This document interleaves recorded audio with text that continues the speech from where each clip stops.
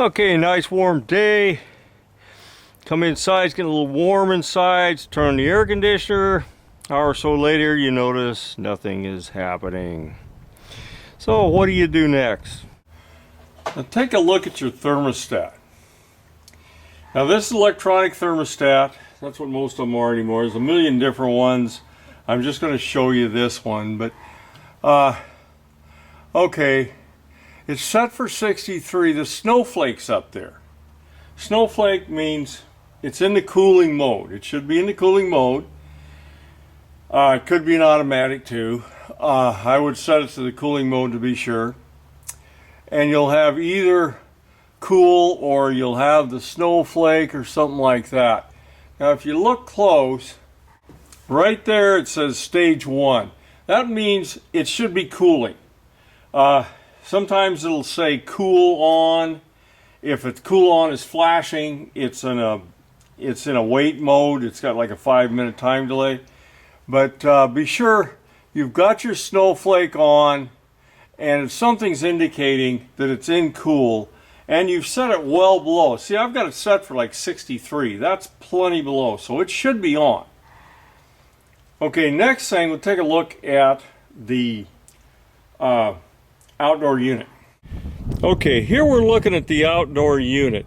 There's a fan under there. It should be rotating and blowing air up. Unless it's a very old unit, this is how it'll be. Some of the really old ones had a side discharge. But one way or another, there should be a fan in there and it should be turning.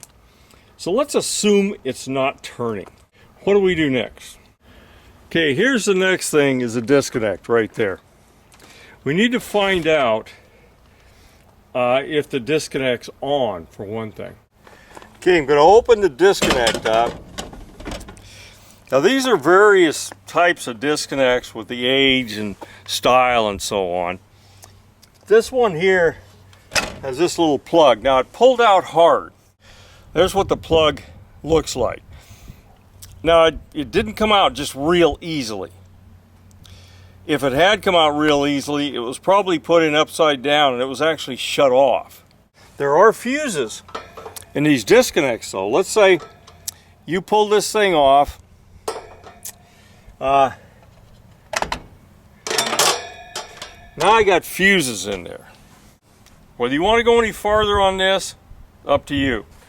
I'd be turning the breaker off inside before I fooled with these fuses. There are ways that it's protected, but you can get nailed on this. So these are the fuses right here. And you can pull those out. You can take them down to a hardware store and see if you can get them matched up. Something like that. And then plug the thing back in. If it starts, that was your problem. That doesn't mean the problem's over. It means it might be over. Fuses sometimes blow just because they're obnoxious, and other times they blow because they're overheating.